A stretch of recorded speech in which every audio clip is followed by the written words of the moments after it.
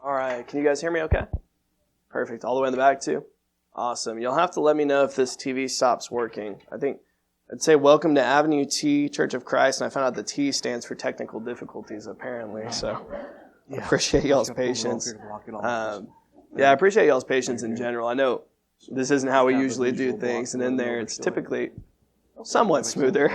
We still have our difficulties in there from time to time, but we appreciate y'all's patience. We can start with a prayer and then get into a lesson.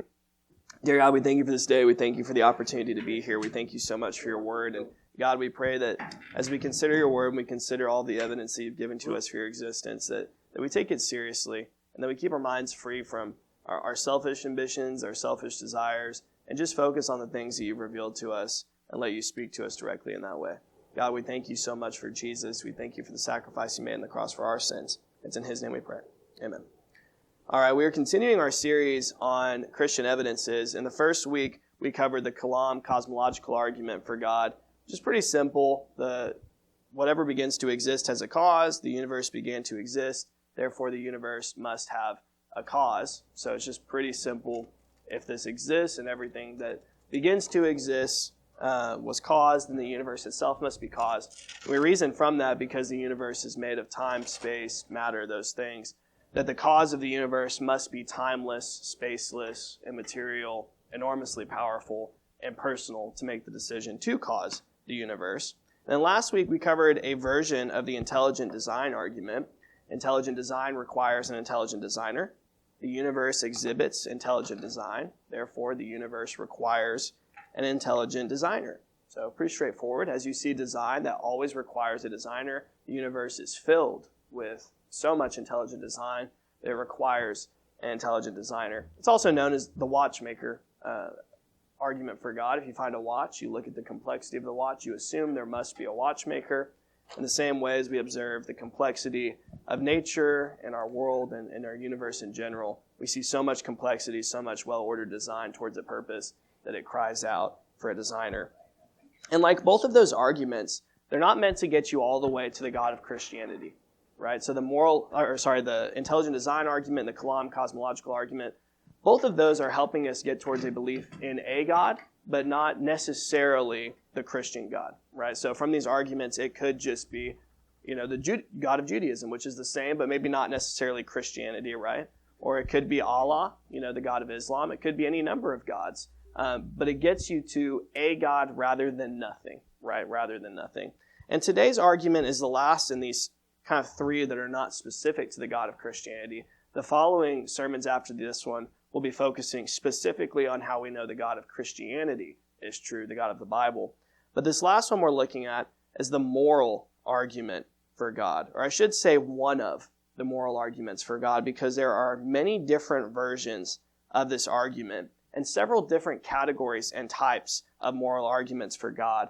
But today we're covering the moral argument that's based on moral objectivity. So this argument, again, will not get us all the way to the Christian God, but will help us believe in a God, with the only question being, well, which God is it?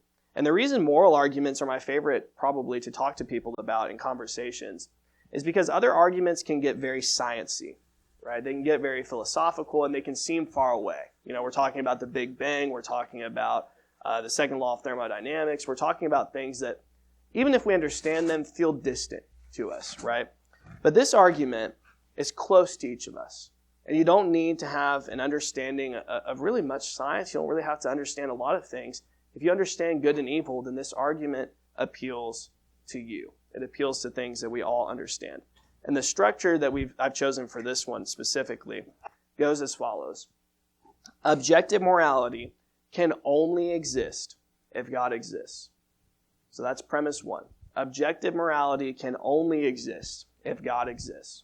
If good and evil, what we mean by morality, actually exist, if they are real, not subjective, not opinion, not just cultural, if these things actually exist in the world, good and evil, objective morality, then the only explanation for those is God. That'll be the premise one that we look at. Premise two, objective morality does exist. It does exist in the world. And the conclusion would be, therefore, God exists. And to simplify this, if good and evil are real, so is God. If good and evil are real, so is God. We'll start with premise 1. Moral law requires a moral lawgiver. So laws do not just appear out of nowhere. They are always the result of an intelligent mind. Just as a design requires a designer and creation requires a creator, laws require lawgivers. The lawgiver is what provides the law with authority. It's the answer to the question, oh yeah? Says who? Well, the law says. Well, the law isn't just something. It comes with some authority backing it. Somebody that put the law in place. If you try saying, I say, to your sibling when they said says who, they're probably not going to listen to you very much, right? There's not any authority. There's no law behind that. That's just you. So if a moral law exists, it requires a moral lawgiver just like every other law. As C.S. Lewis said, a law implies a mind. A moral law implies a moral mind. Objective morality carries universal authority. So if morality is objective, if it's true in all circumstances, then it applies to all peoples, at all times, in all places.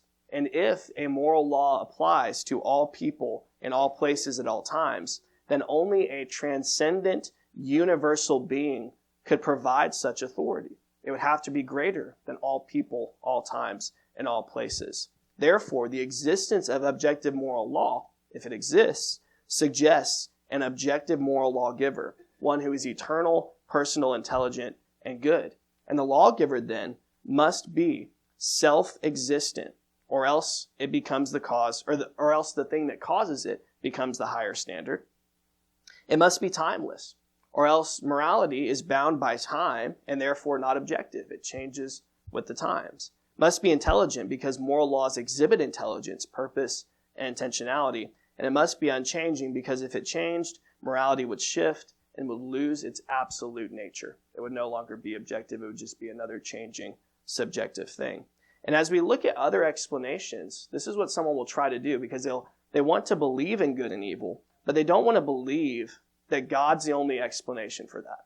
So they offer different explanations. Well, maybe this can explain good and evil. Maybe this can explain how these things exist. And a number of different explanations are put forth, but I think you'll see that all of these fail.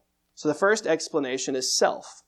We each decide for ourselves what is good and evil. You decide what's good for you. I'll decide what's good for me. You decide what's good and evil in your world. I'll decide what's good and evil in my world. And we each get to decide. You hear this echoed, live your truth. Follow your heart. Do as thou wilt, right? Have it your way. I think that's Burger King, but still the same idea, right? You get to decide what is good. You get to decide what is bad. And morality isn't real in the sense of binding. It's just a matter of opinion. You like Pepsi, I like Dr. Pepper. I like pineapple on pizza, you don't. You like to beat homeless women to death, and I like to watch football. I like to steal money from the poor, you like to take care of widows and orphans. It's all just a matter of preference. It's all just a matter of opinion. Who cares? You do you, and I'll do me. This falls apart quickly. What happens when what I say is good is different from what you say is good? What happens when I say something's good and you say it's evil? Who's right? Which self gets to decide? Jeffrey Dahmer said it was good to kill and to eat people. Was he right? Was he good? If we each get to decide morality for ourselves, then you couldn't say he's evil. He's just living his truth. He's just doing what's right to him. And his self is just as valid as your self in doing that, if we get to determine morality for ourselves. What about Jeffrey Epstein? Is what he did evil? Or does he get to live his own truth and follow his heart, and he gets to decide what's good and evil in his own world? If we each get to decide what is good and evil for ourselves, then you can't say that anything anyone else does is actually evil. All you can say is, I don't like it. I disagree with it. It's not my version of good. But you can't say that it's objectively evil. Humans cannot be the source of objective morality because we all disagree. And what feels right to one person may feel wrong to another. Well, if not an individual human, what about a group of humans? What about society? Can society decide morality for us? Well, society said that slavery was okay. Society said that it was okay to kidnap and to sell people. So if society gets to decide what's right and wrong, then that means that used to be okay, right? No. Unless society does get to decide, then yes, we can't say societies in the past were evil. We can just say they were different. The Canaanites used to offer their children up to the god Molech. Horrible, horrible. And they would make these bronze statues with arms outstretched like this, and they would heat them up, and they would place their living children on these bronze arms and watch them melt and burn to death. That was how they worshipped their god. Now, I would say that's evil. And I would say a society that says that that's okay, that entire society is evil. But if society determines what's right and wrong, then I can't say that's evil. Their society said it's good, it's good. My society says it's bad, so it's bad here, but it was okay there. And it's not really wrong, just different from what I experience. If morality is determined by society, no society could ever be evil, just different. And the society that kills babies and the society that saves them would both be equally valid and moral. And moreover, those who disagree with society, any society, would be immoral themselves. Think about it. If society decides what is good, then anyone who disagrees with society would be evil because they're fighting against the society which decides what is good. But we typically recognize and applaud people who stand against evil societies and fight for change. We applaud people like Martin Luther King Jr. and William Wilberforce when they fight against evil societies to bring about change. But if society really does get to decide what's right and wrong, then it would be evil to fight against it. By trying to change society, you're trying to change something that's already good. Why would you do that? Why would you try to change a good society?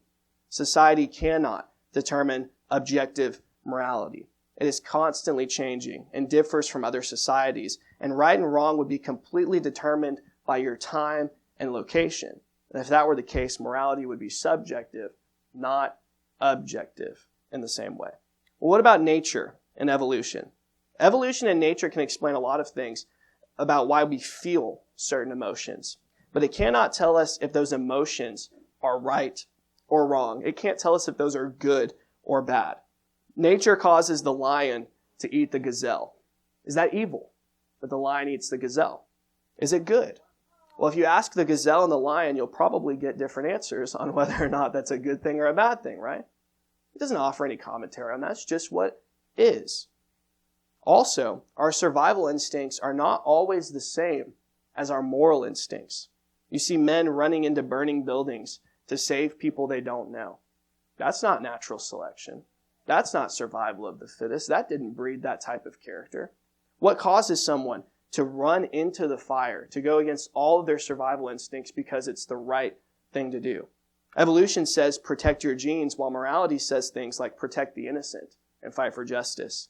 We are often prompted by our moral instincts to do things that are worse for our survival. And if our biology does determine morality, then whatever I do based on my biology must be right. If nature and evolution do decide what's right and wrong, then you can't condemn me for doing what I've evolved to do. So for example, I'm a male. A male has a biological desire to have sex with as many good-looking women as they can. That's in their biological makeup, to have sex with as many good-looking women as they possibly can. That is what their bodies are programmed to do. Every male is programmed this way, to spread his seed as far and as often as he can. So if a husband goes and cheats on his wife, he's following his natural desires. He's following his biological desires. Is he wrong? Well, not if nature gets to decide what's right and wrong. What he's doing is just good. It is what it is, right? It's just what it is. But when we see someone do something like that, when we see someone go and sleep around, do all these crazy things, we say, that's wrong. You shouldn't have cheated on your wife. You should have been faithful. You should have fought against your natural desires and been faithful to your wife. But if there's no God, then we are just more evolved animals.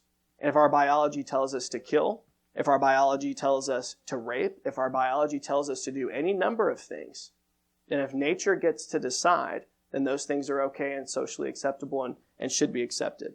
But it is obvious that nature does not get to decide morality, because morality so often goes against our very nature. Well, what about science? Typically, people will say, well, I don't believe in any of that. I just believe in science. And they use it as kind of like an umbrella statement. I believe in science. And science can explain many facts, but science cannot explain values. Science can tell you what is. It cannot tell you what ought to be. You can't measure goodness, evil, justice, or injustice in a test tube or with a telescope. Science can tell you that if you put cyanide in grandma's tea, she'll die. But science can't tell you that it's wrong to do that. Science can tell you that if you push Granny down the stairs, that she's probably not going to make it. But science can't tell you whether or not you should push Granny down the stairs. Good and evil are not scientific words. They cannot be measured in the same way helium or carbon can be. Science can tell you so many things, but it cannot tell you what is morally good or evil. It's a different realm of thought. Well, what about the government? Does the government get to decide? Is morality determined by whatever the president or the king says? And to simplify this, should Donald Trump and Joe Biden get to decide what's good and evil? Do you believe that? Should Kim Jong-un get to decide what's good and evil? Because if the government gets to decide what is right, then whatever the government says to do is good, and whatever the government says not to do is wrong. But again, we run into some of the same issues we run into with society. What about when the government says it's okay to have slaves? Was it right? If the government gets to decide what's right and wrong, then yes, that was right and good, and we shouldn't have changed it. Or now it's good, but it was okay then, but now it's bad because our government says so. And if our government changes our mind and wants to have slaves again tomorrow, then that would be good again, if the government gets to decide. The government said that women weren't allowed to vote. And despite the jokes my brother makes, that's a bad thing. That's not a good thing, right? But if the government gets to decide what's right and wrong, then that was a good thing. And you can't condemn the government because the government gets to decide what's right and wrong. If morality is just determined by the local government, then it changes with every election and it is no longer objective but subjective. During the Nuremberg trials after World War II, Nazi officials, in their defense of their actions, claimed that they were just following orders. We're just obeying the laws of the land. How could you come in and condemn us? We're just following orders, right? And the court rejected that defense, rightfully so, appealing instead to a higher moral law that transcends every human government. This assumes and proves that there is a moral law that goes above nations, one that stands even when nations go wrong. But if the government decides what's good and evil, then the Nazis did nothing wrong because they were doing what their government told them. So all of these options fail to provide objective morality. The only grounding for objective morality is God. If God is not real, then good and evil are not real either. We are just bags of meat and bones flying through space. We're all going to die and end up being worm food on a planet that will eventually be burnt up, so who cares? How could I possibly say something is right or wrong? If atheists are right, we are caused by nothing, designed by nothing, and going to nothing. So the decisions that we make here matter nothing. That's why objective morality can't exist in the atheistic worldview. It reduces us to the same as animals. They do whatever they want, so should we. There's no God to say it's wrong. There's no purpose that we've been created for. If I hurt someone, I'm not hurting a person with dignity made in the image of God. I'm hurting an accident. One rock bouncing into another rock. It's the same moral significance. So, to summarize premise 1, because moral law requires a moral lawgiver, God is the only option to explain objective morality. And all other attempts to explain objective morality prove to fail, at best, offering subjective morality and most often just providing more opinions. Okay, premise 2. Objective morality does exist. So, premise 1, if objective morality truly exists, if right and wrong are real things in the world that are not determined by people and cultures and things like that, if good and evil really exist in the world, then God must exist. And then premise 2 is, good and evil really exist in the world. These are not always matters of opinion. There are some things that are absolutely wrong in every circumstance, in every culture, by anyone who does them. And there are only 2 options to take when it comes to morality. Option 1 is a subjective view of morality. And it says that morals are determined by personal feelings, culture, and cultural opinions or mass vote, right? Good and evil are matters of taste and preference. Just like you might like Coke, You might like murder, or you might not like Coke, and you may not like the Cowboys, things like that. That's a subjective view of morality. That's a subjective view. It's not actually real. At the end of the day, these are just matters of opinion, things that we create, not things that we discover. And then an objective view of morality is that moral truths exist independently. And they are true whether anyone believes them or not. They just exist. And we discover them. We don't create them. Here's an example to kind of show the difference between objective and subjective truth. Objective morality says murder is wrong. Subjective morality says, I don't like murder. I just don't like it. Objective morality says adultery is wrong. Subjective morality says, I don't agree with adultery. Objective morality says theft is wrong. Subjective morality says, I wouldn't steal, right? Objective morality says rape is wrong. Subjective morality just says, I disapprove of it. I disapprove of it. Atheists often take the subjective morality approach because it matches their worldview. Richard Dawkins, a very prominent atheist, said the universe that we observe has precisely the properties that we would expect if there is, at bottom, no design, no purpose, no evil, no good, nothing but pitiless indifference. And that's his view of the world, is that this world is just pitiless indifference. There's not real good, there's not real evil, there's no purpose. You're caused by an accident. And Jean Paul, don't even try to get me to say his last name, if everything is subjective, then nothing is objective. Nothing is absolute. Our values are nothing more than our whims. According to the atheistic worldview, these two people are both equally valid. Mother Teresa and Adolf Hitler. Neither one is good. Neither one is bad. They both just have different preferences. They both just have different opinions about good and evil. And in the end, they're both ultimately the same under a subjective moral outlook.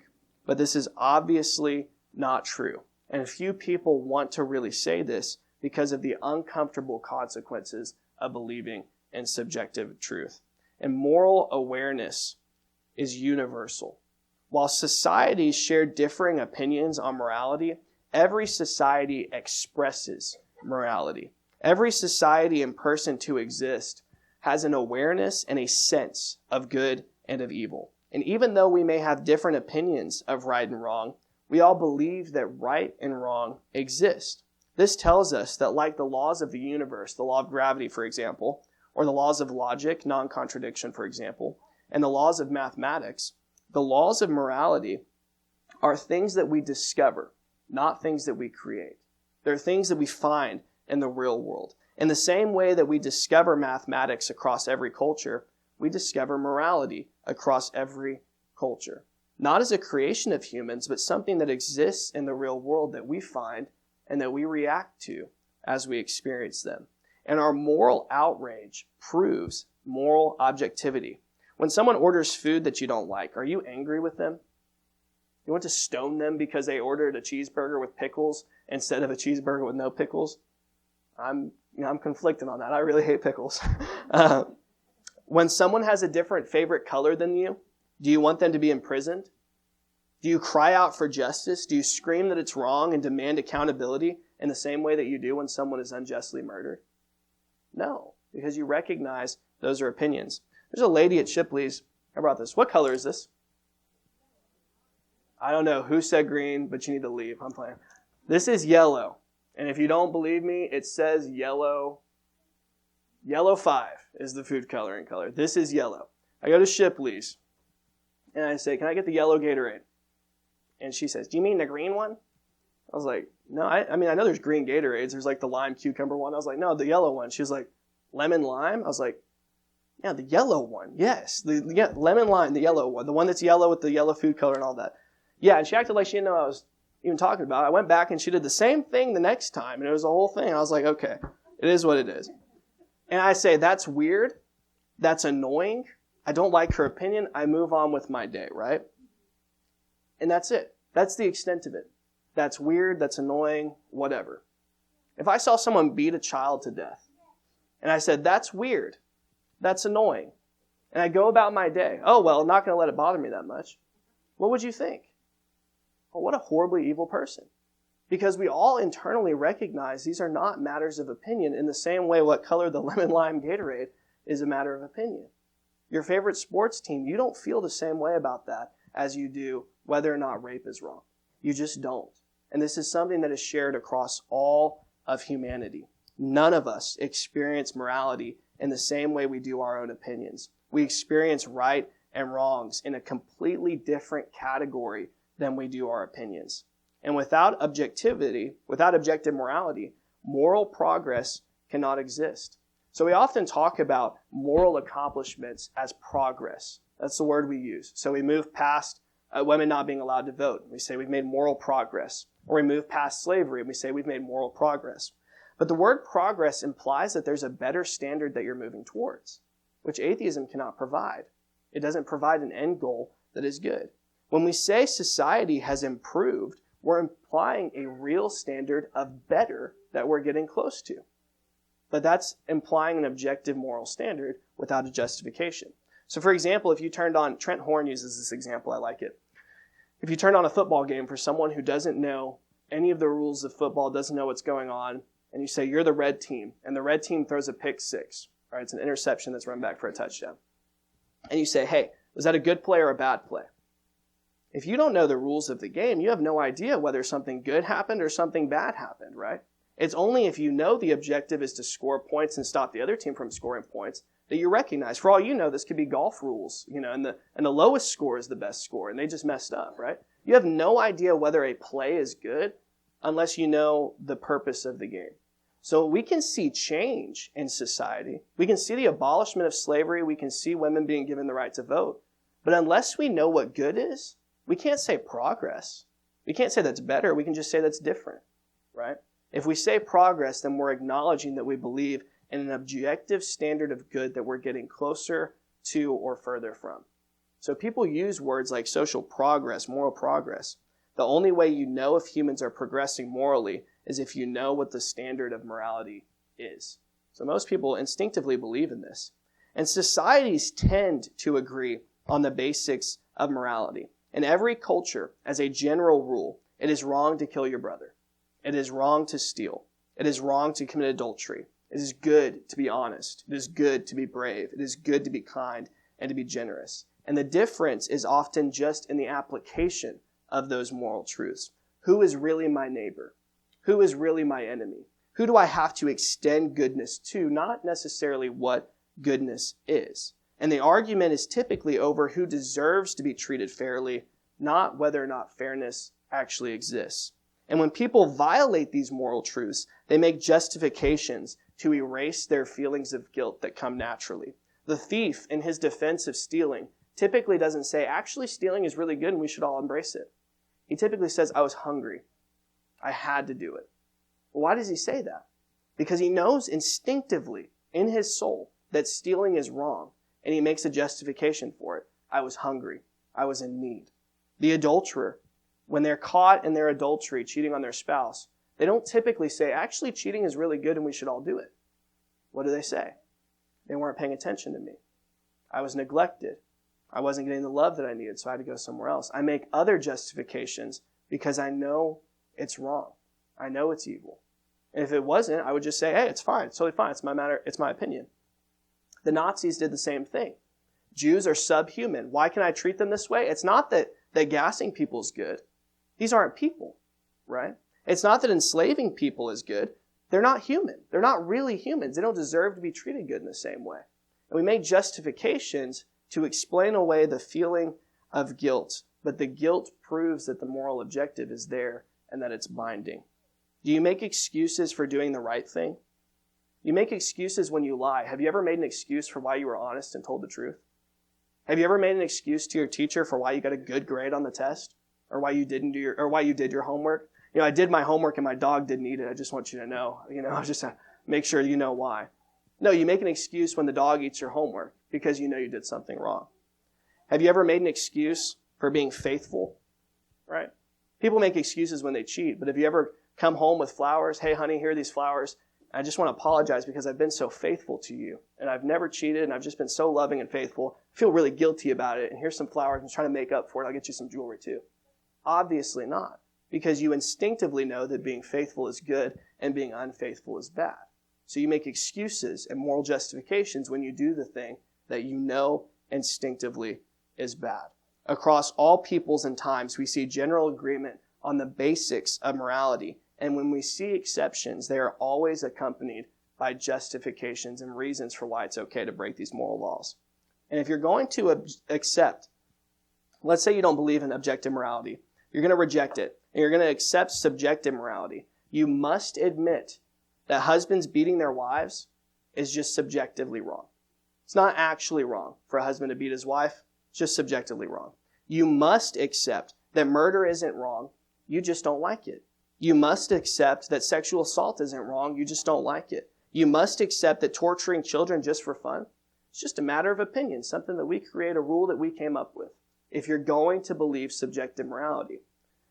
But if objective morality is true, then murder is wrong no matter how many excuses or justifications people make for it.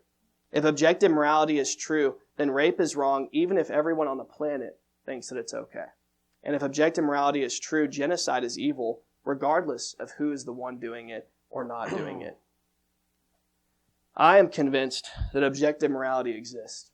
I'm convinced that it is evil to hurt a child for fun. I'm convinced that it is good to feed the poor. And I'm convinced that morality is something we discover and apply, not something that we create. And I'm convinced that the only explanation for that is God. And I encourage you, if you think there's a different explanation, to test it. Or if you think that moral objectivity isn't real, I encourage you to try to live that out. So the conclusion, following the first two premises, is therefore that God exists. So if good and evil only exist if God exists, good and evil do exist, therefore God must exist. And what so many people will do is they will steal from God. So many people will say that morality is subjective, that it's all a matter of opinion and it's not real. That morality is subjective.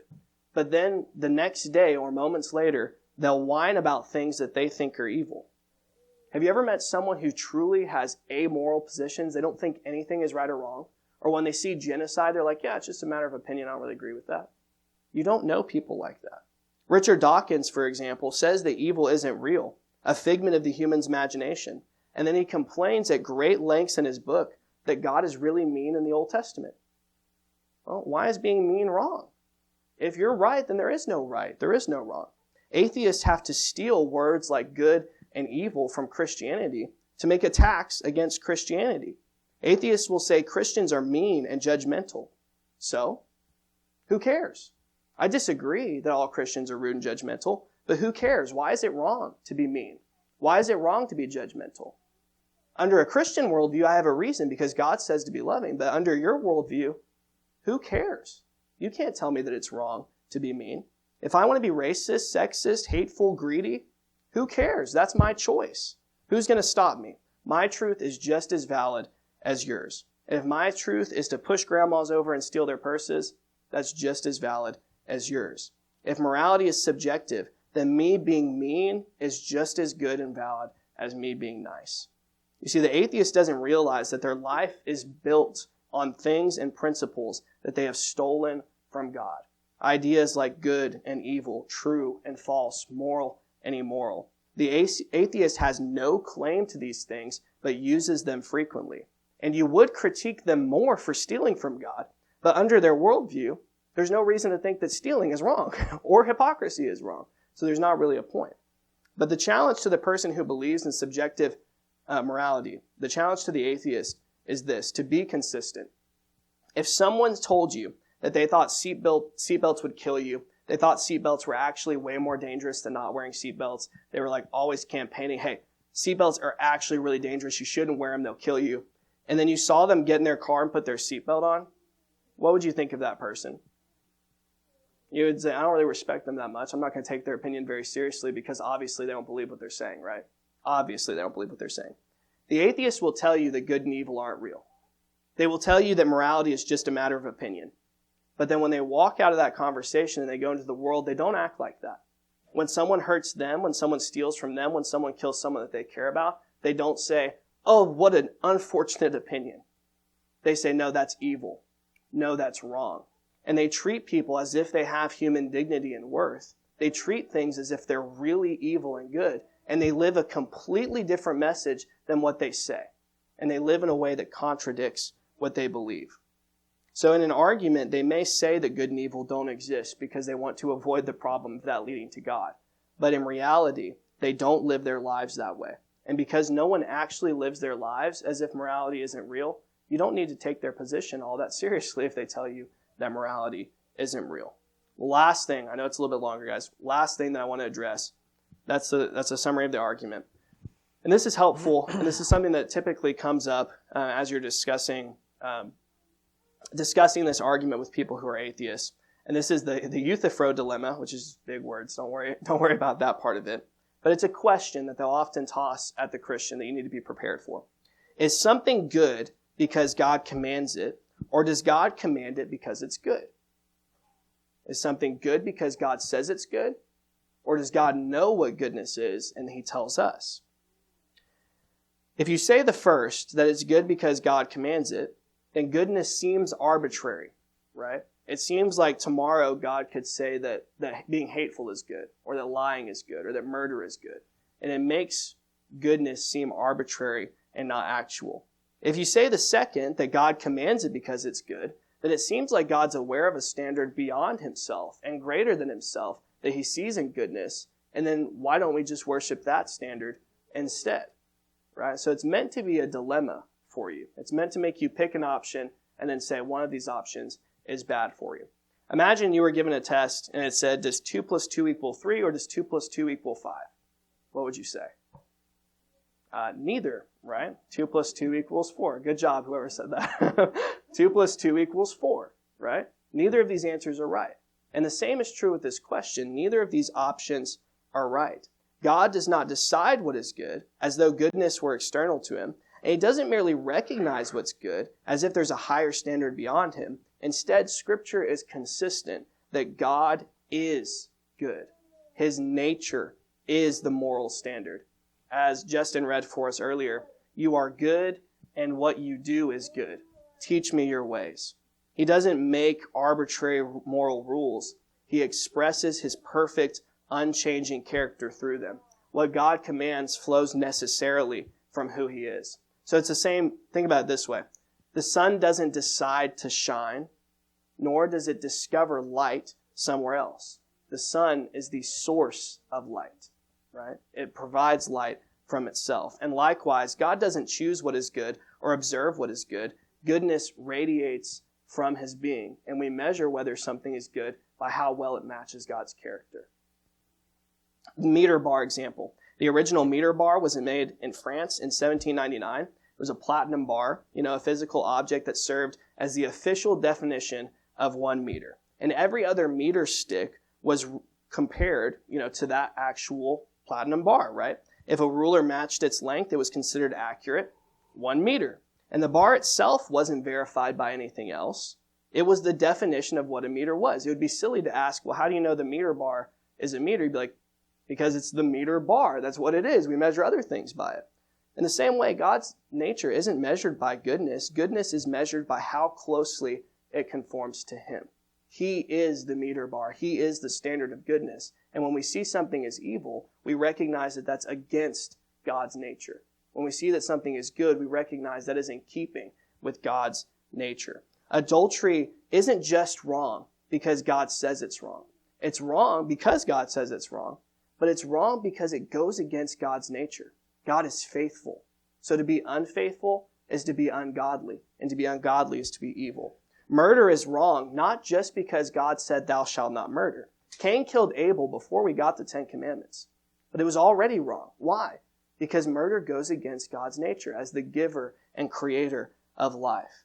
It is wrong to be greedy because God is generous. It is wrong to steal because God gives. It is wrong to lie because God is the truth. And we measure how good something is by how closely it matches God's nature.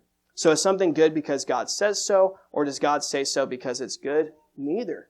God says so because he is good, and his commands flow necessarily from his nature. And the cool thing, and this is the last thing I'll say, is that you are made in the image of God. Which means that God has created you in the image of goodness, which means that no matter how far you run from him, no matter how much you suppress him and close your eyes and try to walk away from him, you cannot get away from the design that you were created in.